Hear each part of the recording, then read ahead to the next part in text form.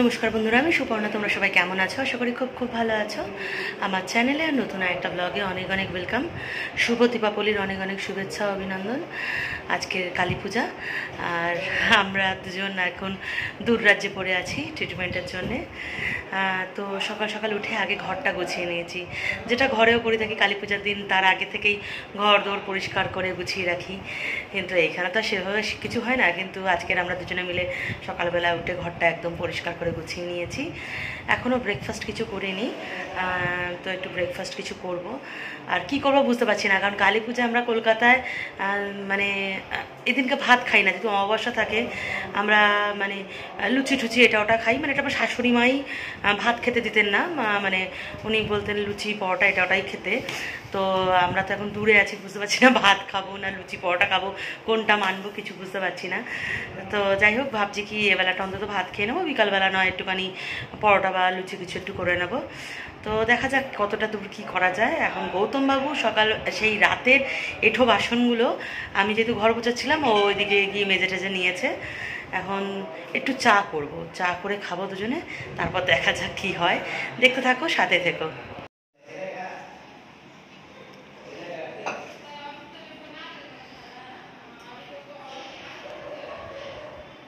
ঘরটাকে একদম ভালো করে গুছিয়ে নিয়েছি, আর এইটুকু জায়গায় যেটুকু হয় পুরো ক্লিন করে নিয়েছি।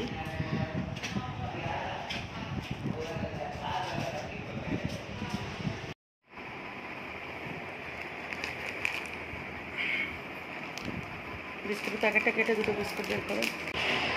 আজকে ব্রেকফাস্টে খাচ্ছি মুড়ি। এখানে গৌতম মুড়ি মাখছে, ও মুড়ি মাখতে মাখতে আমার স্নানটা করে নিয়েছি। আজকে আমি শ্যাম্পু করে স্নান টান করে নিয়েছি। কালকেরও আবার একটা অ্যাপয়েন্টমেন্ট আছে ডাক্তারের, কালকে মেডিসিনের ডাক্তারের সাথে কালকে অ্যাপয়েন্টমেন্ট আছে, মেডিসিনের ডাক্তার দেখাবো কালকে। আর আজকে স্যান্ডউইচ খাবো বলে গতকাল পাউরুটি শসা টমেটো সব কিনে এনেছিলাম, কিন্তু আর ইচ্ছা করলো না। এই গৌতম মুড়ি মেখে নিয়েছি, মুড়ি খেয়ে নেবো। খেয়ে দিয়ে আজকে দুপুরে রান্না করব। তো দুপুরে রান্না আজকে সোয়াবিন হবে। তো সব কিছু রেডি হয়ে গেছে, খেয়ে দিয়ে রান্নাটা বসাবো। আর আমার একটা অসহ্য মাথা যন্ত্রণা করছে, জানি না টেনশানে হয়তো কালকের আবার যেহেতু ডাক্তার দেখাবো, একটা ভিতরে একটা টেনশন শুরু হয়ে গেছে। যাই হোক, খেয়ে নিই, টেনশন করে আর কী করবো।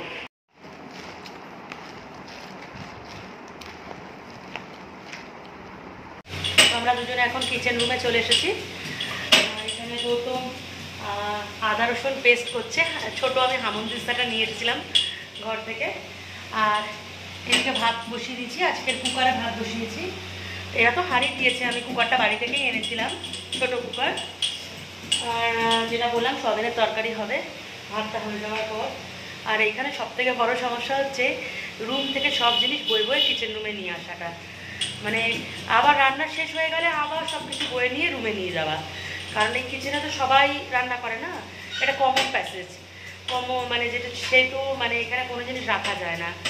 আর যখন রান্না করার সময় হয় তখন সব কিছু নিয়ে এসে রান্না করা হয়, এবং রান্নার পর সমস্ত জিনিস বয়ে নিজের রুমে নিয়ে যেতে হয়। তো ওই সব বয়ে বয়ে নিয়ে আসলাম দুজনে মিলে। আর এখন রান্নাটা করে আবার সব বয়ে বয়ে ধুয়ে মেজে নিয়ে চলে যাব নিজেদের রুমে।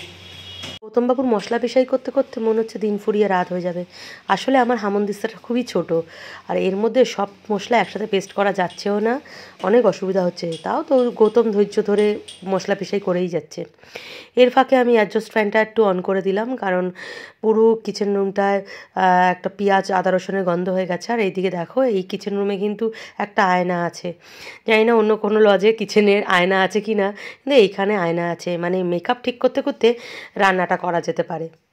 অবশ্য আয়নার অবস্থাটা খুবই খারাপ।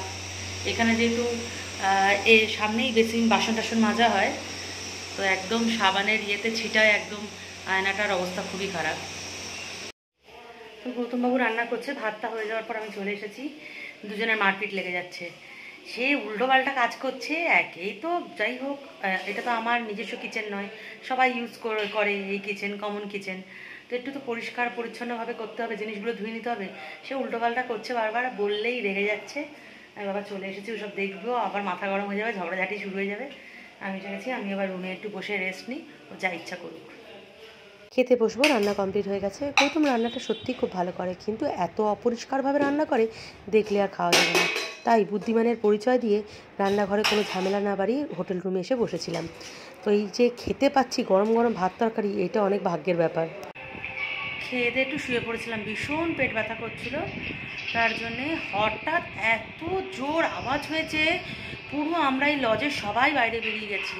গিয়ে দেখছি লজের গেট আটকানো, আর বাইরে ধোঁয়ায় ধোঁয়া, বাজি ফাটানো হচ্ছে দীপাবলির। তো আমরা যখন লজের মালিকের সাথে কথা বলি, ম্যানেজারের সাথে কথা বলি, বলছে ক্যা করে দীপাবলি হ্যাঁ ऐसा ही होता है। হ্যাঁ, এক তো এখানে সবই পেশেন্টই থাকে, পেশেন্ট পার্টি, আর সেইখানে এত জোর বাজি ফাটানো, এবং একসাথে যে শর্টগুলো ছাড়ে না, সেগুলো ফাটাচ্ছে, পর পর বাস্ট হতে থাকছে। মানে কি মারাত্মক অভিজ্ঞতা। মানে গৌতম আর আমি ভেবেছি আমাদের হয়তো লজের যে জেনারেটর রয়েছে আমার ঠিক রুমের একটু এগিয়ে গেলে হয়তো সেইখানে কিছু একটা হয়েছে, জেনারেটরটা বাস্ট করেছে বা ওইখানে আগুন লেগে গেছে। আমরা তো দৌড়ে বেরিয়েছি, পুরো মানে আমাদের যে লজের লনটা ধোঁয়ায় ধোঁয়া, কিন্তু বাইরে বাজি ফাটছিল। মানে কি মারাত্মক অভিজ্ঞতা আমাদের, এখনো মানে আমার বুক ধকধক করছে। কনস্ট্যান্ট বাজি ফাটানো হচ্ছে, মানে কোনো হার্ট পেশেন্ট থাকলে হার্ট অ্যাটাক করে ফেলবে, এত বাজি ফাটানো হচ্ছে। লজের গেটে এইভাবে আটকানো রয়েছে সন্ধ্যা থেকেই, আর বাইরে এইভাবে বাজি ফাটানো হচ্ছে। আর আমি মানে হোটেলে মানে রুমের গেটটা খুলে তোমাদেরকে একটু ভিডিও করে দেখালাম যে কী পরিস্থিতি।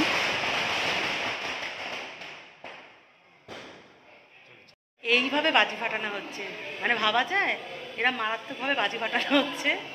মানে আমাদের কলকাতায় হয়তো এরম বাজি ফাটানো হয় না, যেটা আমি এইখানে দেখলাম। তার মধ্যে চারিদিকে অসুস্থ মানুষ, অসুস্থ মানুষ। আমাদের এখানে বাজি ফাটালে পুলিশ চলে আসে, আর অসুস্থ মানুষ চারিদিকে, আর এইভাবে বাজি ফাটানো হচ্ছে।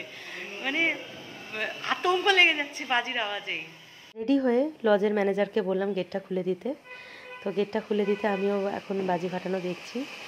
আর এটা সামনে শুভম রেসিডেন্সি থেকে এই বাজিগুলো ফাটানো হচ্ছে। আর রাস্তার অবস্থাটা দেখো, সামনে রাস্তা, মানে কি হারে যে বাজি ফেটেছে, পুরো রাস্তায় বাজির কাগজে ভর্তি হয়ে গেছে। দেখো রাস্তায় যেন মনে হচ্ছে ফুলের পাপড়ি পড়ে আছে, এত বাজি ফেটেছে।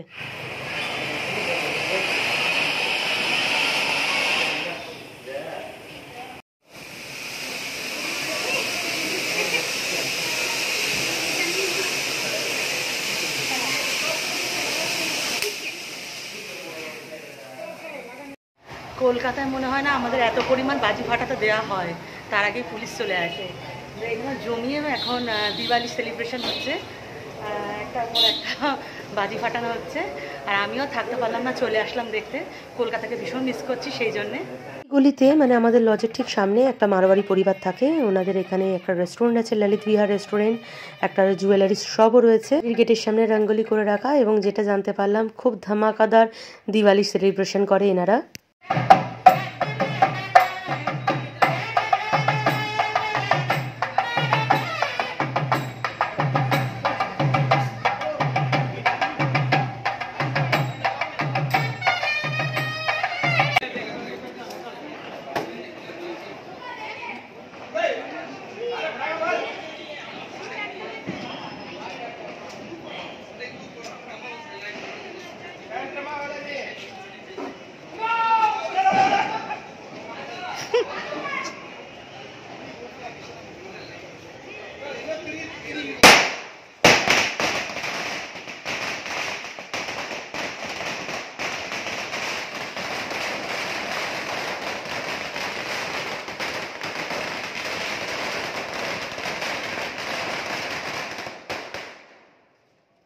ভেলোরে দিওয়ালি সেলিব্রেশনটা কীভাবে হয় সেটা দেখার জন্য আর হোটেল রুমে না থেকে আমি আর গৌতম বেরিয়ে পড়েছিলাম। তো বেরোতে তো গলির মুখে বাজি ফাটানো, তারপর চারিদিকে একদম ধোঁয়ায় ধোঁয়া হয়ে গেছে। হাঁটতে হাঁটতে এই গণপতি বাপ্পার মন্দিরটা দেখে দাঁড়িয়ে পড়েছিলাম। প্রত্যেকবার আসলে এই মন্দিরটায় আমি ঘুরে যাই। আর ভেলোরেতে অলিগলিতে মন্দির রয়েছে। সেই বিকাল থেকে গৌতম বাবু কানের কাছে বলে যাচ্ছে চলো এখানে ঘুরতে যাই, ওইখানে ঘুরতে যাই, চলো গিয়ে ওই কি ওটা ফোর্ট ঘুরে আসি। কিন্তু একদমই ইচ্ছা করছিল না। শেষমেশ আর গৌতমবাবুর কথা না ফেলে এখন রাস্তায় ঘুরে বেড়াচ্ছি। আর একই জায়গায় বারবার বেরোতেও ইচ্ছা করে না, মানে এইটুকু জায়গাটা ঘোরা হয়ে গেছে। হ্যাঁ, ফোর্টে গেলে ভালো হতো, কিন্তু পেটটা এত ব্যথা করছে। আর যেহেতু গতকাল বলছি, সরি, আগামীকাল আমার ডাক্তার অ্যাপয়েন্টমেন্ট আছে, তাই আর ফোর্টে যাইনি। রাস্তায় রাস্তায় ঘুরে এখন যাব লজে। সিএমসির ঠিক উল্টো দিকে গান্ধী রোডের গলির ঠিক মুখটায় এই বয়েল সুইটকর্নের দোকানটা রয়েছে, যেটা সন্ধ্যার পর থেকে বসে। বয়েল সুইটকর্ন মানে যেটা আমাদের শুদ্ধ বাংলা ভাষায় হচ্ছে সেদ্ধ ভুট্টা। ভুট্টার মধ্যে না থাকে বাটার, না থাকে কিছু, জলে শুধু সেদ্ধ করা থাকে। আর যখন ওরা দেয় তখন ওর মধ্যে একটু নুন আর একটু ঝাল কোনো স্পাইসি মশলা অ্যাড করে দেয়। এত অসাধারণ লাগে খেতে, বলার মতো নয়। আর এক একটা নেয় 25 টাকা। তোমরা কখনো সিএমসিতে আসলে এই ভুট্টাটা খেও, কিন্তু ভীষণ ভালো লাগবে। আর ভীষণ তো হেলদি জিনিস ভুট্টা। আর আজকের গান্ধী রোডের গলিটা দেখো, ভীষণ ভিড়। আজ বলে নয়, 3-4 দিন ধরেই ভিড়। দিওয়ালির মার্কেটিং চলছিল, তাও তো বলতে গেলে অন্য দিনের থেকে আজকের ভিড়টা একটু কম। মানে অলরেডি সবার যেহেতু দিওয়ালির শপিং হয়ে গেছে, আর আমাদের তো শপিং করার কিছু নেই, আমরা হেঁটে যাচ্ছি। আর এইটা কিন্তু একটা মসজিদ, গান্ধী রোডেই রয়েছে এই মসজিদটা, বিশাল বড় একটা মসজিদ। আর আমরা তো উদ্দেশ্য ছাড়াই হেঁটে যাচ্ছি, কোথায় যাব জানি না। হাঁটতে হাঁটতে আমরা আজকে চলে এসেছি ভেলোরের মেইন বাজার। তো এই মেইন বাজারে সব দেখলাম জুয়েলারি দোকান। আর প্রত্যেকটা জুয়েলারি দোকানে আজকের পূজা হচ্ছে, কেনাকাটি হচ্ছে। ঠিক আমাদের কলকাতায় যেমন হয়, সোনার দোকানগুলোতে ভিড় থাকে, সোনা কেনা বা রূপো কেনার ব্যাপার একটা থাকে, এখানেও দেখলাম সেম। এই মেইন বাজারের গলিটায় পুরো শুরু থেকে শেষ অবধি দেখলাম বেশিরভাগই সবই সোনার দোকান। আর কিছু আছে যেগুলো জামা কাপড়ের দোকান। আর কি হয়েছে? হ্যাঁ হ্যাঁ, এই তো কার্তিক মন্দির গলি। প্রথমে এখানে গলি চিনতে পারছে না, কিন্তু আমি চিনতে পেরে গেছি। আবার সে ঘুরে ফিরে বড় বাজারের দিকে যাচ্ছে। এই বড় বাজারের প্রতি একটা যে কী টান হয়েছে, এটা আমি বলে বুঝাতে পারবো না। তো হেঁটে হেঁটে দিকে আমার পা ব্যথা হয়ে যাচ্ছে, আমার ভালো লাগছে না। আর এত ভিড় বলার মতো না, তাও অন্য দিনের থেকে আজকের ভিড়টা একটু কম। ঠিক আসছিল বলে রাগ করছিলাম, হাঁটতে ইচ্ছা করছিল না, কিন্তু বুঝতে পারলাম গৌতম বাবু আমার মনের ইচ্ছা পূরণ করার জন্য এদিকে নিয়ে এসেছে। এটা একটা সুইট অ্যান্ড বেকারি শপ, ভীষণ ভালো কোয়ালিটির কিন্তু এখানে সুইটস পাওয়া যায়, বেকারি আইটেমসগুলো ভীষণ ভালো। তো আমি আজকে সকাল থেকেই বলছিলাম যে যদি কলকাতা থাকতাম এই মিষ্টির প্যাকেট পেতাম, এই পেতাম, ওই পেতাম, কত মিষ্টি খেতাম, সব জায়গা থেকে প্যাকেট আসতো। তো ওইটাও গৌতমবাবু মাথায় রেখেছিল, তার জন্যই আমাকে এতটা হাঁটিয়ে এখানে নিয়ে আসলো। এখান থেকে নিয়েছিলাম 4খানা মিষ্টি। ভেলোরে দিওয়ালি দেখে লাভ নেই বাবা, মিষ্টি নিয়ে সোজা লজের দিকে ফিরছি।